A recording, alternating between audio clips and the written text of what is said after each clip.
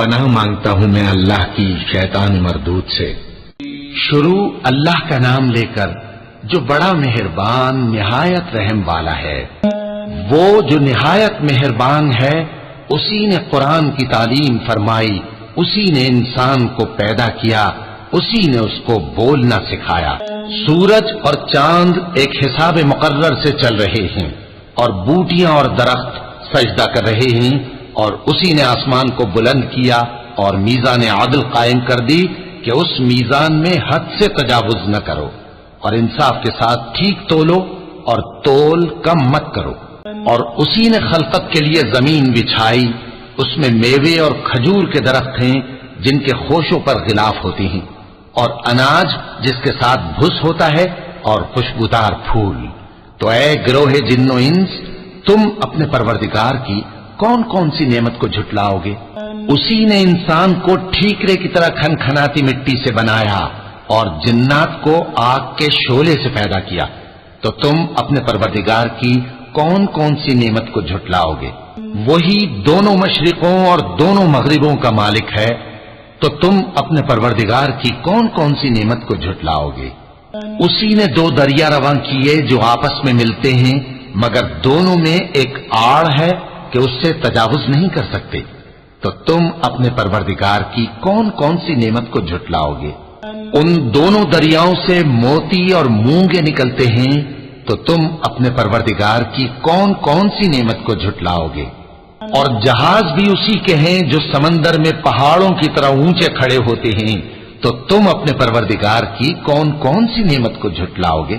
جو مخلوق زمین پر ہے سب کو فنا ہونا ہے، اور تمہارے پروردگار ہی کی ذات جو صاحب جلال و کرم ہے باقی رہے گی۔ تو تم اپنے پروردگار کی کون کون سی نعمت کو جھٹلاؤ گے؟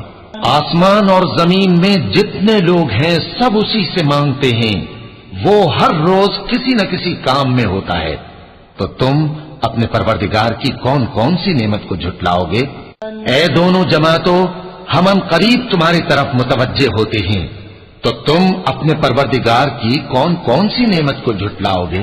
اے گروہ جن و انس، اگر تمہیں قدرت ہو کہ آسمان اور زمین کے کناروں سے نکل جاؤ تو نکل جاؤ، اور زور کے سوا تو تم نکل سکنے ہی کہ نہیں، تو تم اپنے پروردگار کی کون کون سی نعمت کو جھٹلاؤ گے؟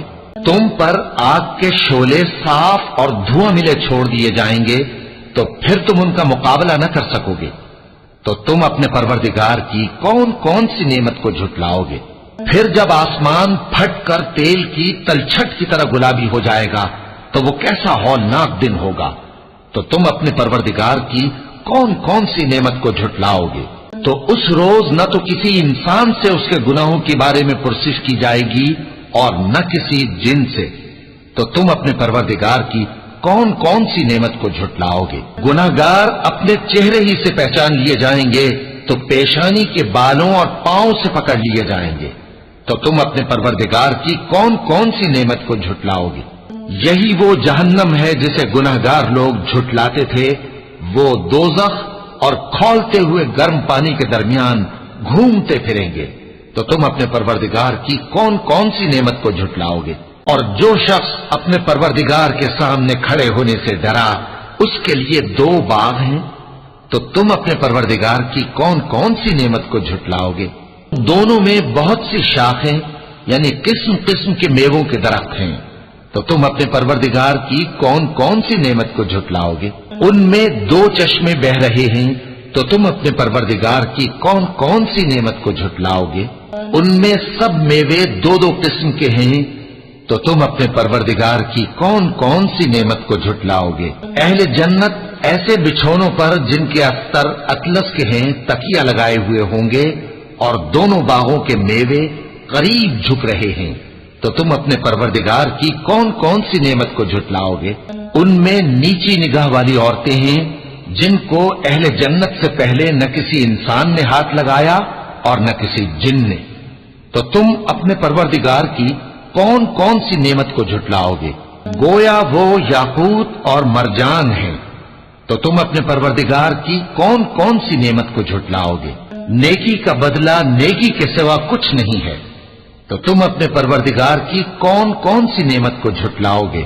اور ان باغوں کے علاوہ 2 باغ اور ہیں، تو تم اپنے پروردگار کی کون کون سی نعمت کو جھٹلاؤ گے؟ دونوں خوب گہرے سبز، تو تم اپنے پروردگار کی کون کون سی نعمت کو جھٹلاؤ گے؟ ان میں 2 چشمے ابل رہے ہیں، تو تم اپنے پروردگار کی کون کون سی نعمت کو جھٹلاؤ گے؟ ان میں میوے اور کھجوریں اور انار ہیں، تو تم اپنے پروردگار کی کون کون سی نعمت کو جھٹلاؤ گے؟ ان میں نیک سیرت خوبصورت عورتیں ہیں، تو تم اپنے پروردگار کی کون کون سی نعمت کو جھٹلاؤ گے؟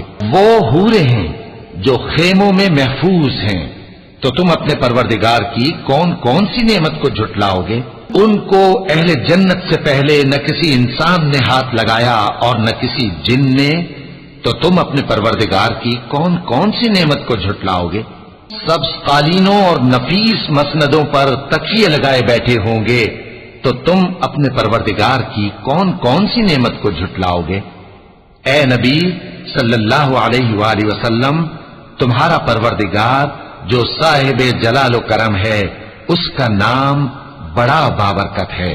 وَلَقَ اللَّهُ الْعَظِيمُ۔